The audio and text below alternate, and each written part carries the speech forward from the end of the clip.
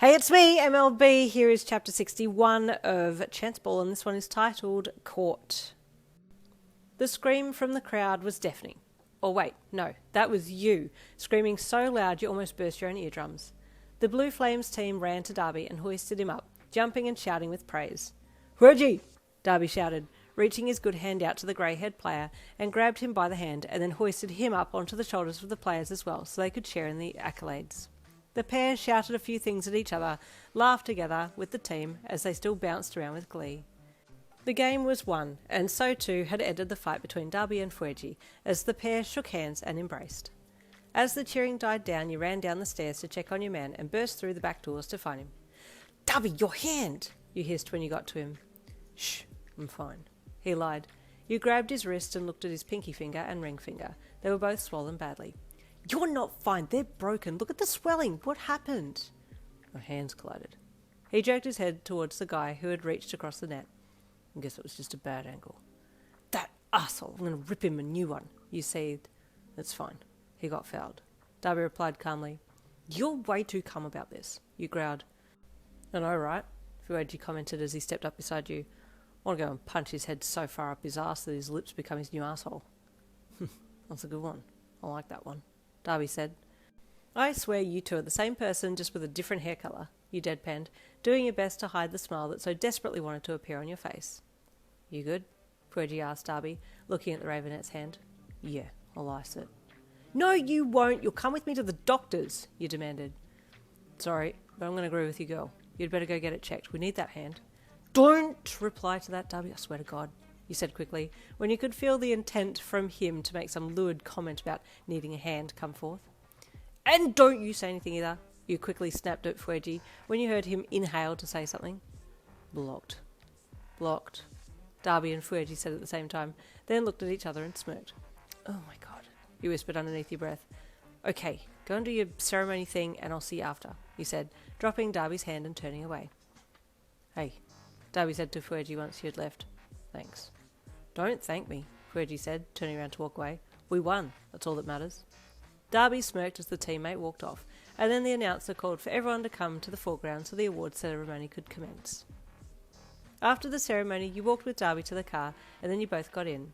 Unfortunately, you hadn't been bothered to get your licence yet, so you couldn't drive, so Dabi had to drive, which was painful for his hand, but he didn't complain. The next morning you both skipped class to go to the doctor's, and the x-rays showed that Dabi had a fracture line in his pinky finger. It wasn't displaced, so he wouldn't need surgery, but the doctor heavily bandaged it and told him not to move it too much for the next 6 to 8 weeks, with a rebooking in 5 weeks. "Looks like you'll have to help me out," Dabi sighed as you both got back into the car after the appointment. "I heard he'd do," you snorted. "Plus, you could sort yourself out with your other hand." "I can't with that hand." "You've tried?" "Well," he shrugged, making you laugh. "I don't want to know," you chuckled. The next 6 to 8 weeks flew by, and Dabi and Fueji became closer and closer, and on most days now, they'd both come home together and hang out for a bit before Dabi would drive him home. This was all good and well, except for the fact that the end of year exams were coming up and their raucous noise in the lounge room was very distracting while you studied upstairs. "Are you ever going to study?" you asked Dabi as you stormed down the stairs after he had seen Fueji off at the door. "Nah," he replied with a smirk. "I don't need to. I have a profession, I have a wife, she makes money, and I'm the king." "You're a crap king. Get on your knees so I can step on your head," you said, clicking your fingers to make him get down on the floor.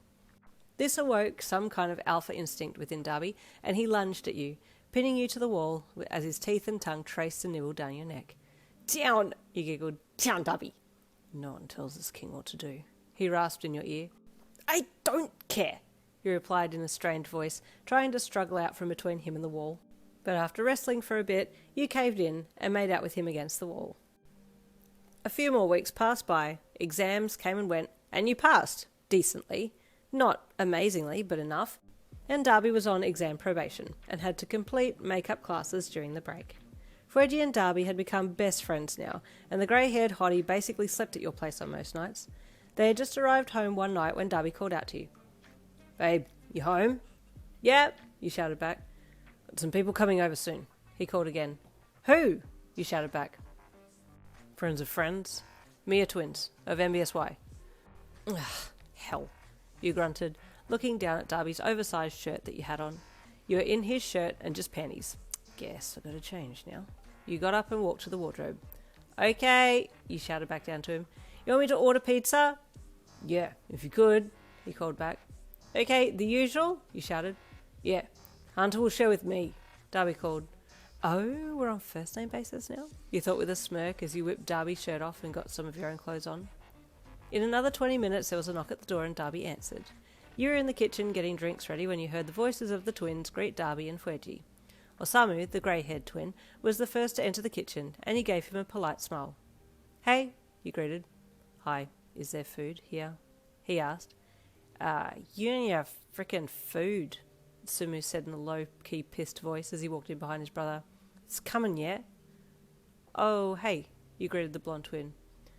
Ah, the girlfriend, Atsumu said with a lidded-eyed smirk. Good to see you in your right place. And what's that supposed to mean? You snapped back at him, not sure what he meant by that comment because of the smug look on his face.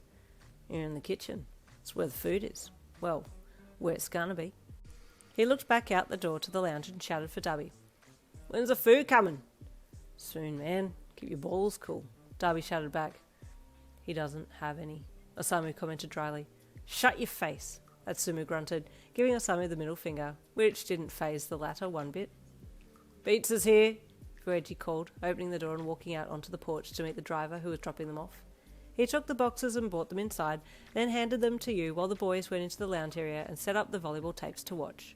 You played host for the night, bringing food for them, watching some of the plays as well. You play? Atsumu asked you when he saw you pause to watch one of the highlights. Yeah, libero, you replied. Good position, he replied, taking a swig of his drink. She plays like a guy, Fueji said cheekily. If she were a guy, I'd call her G spot banger. How that... Dabi, did you tell him? You exploded with embarrassment. I was there, Fueji cackled. G spot banger. He doubled over on the lounge, laughing. Shut up, it was Dabi's idea. He came up with the name, you replied, embarrassed, but also enjoying the attention of 4 hot guys. Each guy had a good laugh at the name and made comments to Dabi, and you pretended to pout, standing there with a fake scowl on your face. So what were you even doing there, Fueji? You asked in an accusing tone. Coach sent me to scout and I saw Dabi. And then he wanted to screw me, Dabi said proudly, throwing a chicken ball in his mouth. Yeah, up the arse, Fueji added before continuing. Anyway, recognised Dabi, went and told the coach, and then he sent me back to get him, and then we screwed. Dabi added again. Yeah, in the hall, Fueji said, raising his fist to bump Dabi's. You two done? Atsumu asked as he bit into another slice of pizza. Nah, haven't finished yet, Dabi said, eating some more food himself. Osamu, how do you deal with these guys? You asked the only seemingly sane one of the bunch. He just eats all the time, Atsumu replied for his twin through a mouthful.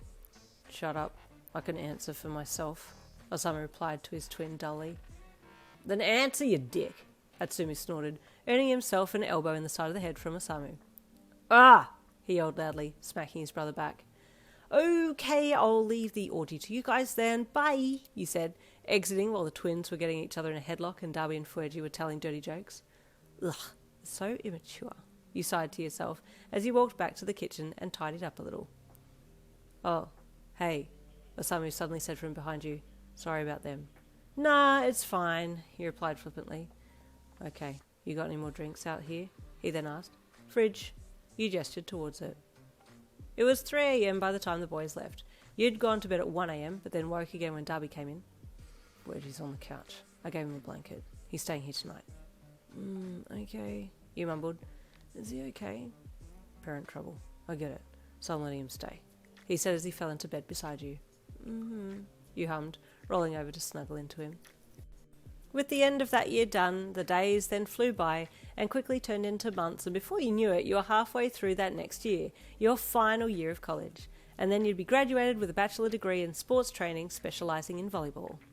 Dabi, you called out one morning from the bedroom. Let's go out for breakfast. I can't be bothered to cook. Who cooks? Just have cereal, he called back from downstairs. No, take me for breakfast, you whined playfully. Fine, you spoilt brat. Go and get your clothes on. We'll go. I don't want to put pants on, though. Okay, don't put pants on. This means I get to screw you in public, bend you over the table at the cafe and rail you into the scrambled eggs. Okay, fine, I'll put pants on, you moaned grumpily, dragging yourself to the cupboard to get some decent clothes out. In about 5 seconds flat, you were ready to roll and walked downstairs to meet Dabi. Okay, let's go, sexy, he said, smacking you on the arse as he followed you to the door. You went to your usual favourite cafe, and as you sat down at the table, you looked across and saw a baby in a pram at the adjacent table. The little one had the biggest brown eyes you'd ever seen, and you smiled at it. Surprisingly, it smiled back and then babbled and put its arms out to you. Oh, you exclaimed excitedly, pushing your chair back and turning your body towards it. The mother had seen her little one showing keen interest in you, and she smiled at you. Did you want to hold him? She asked. The baby boy was leaning towards you now, straining at the straps over his shoulders to get to you, and you nodded at her. Yeah, can I hold him? What's his name? And there ends chapter 61. Stay tuned for chapter 62 coming tomorrow. I'll see you then.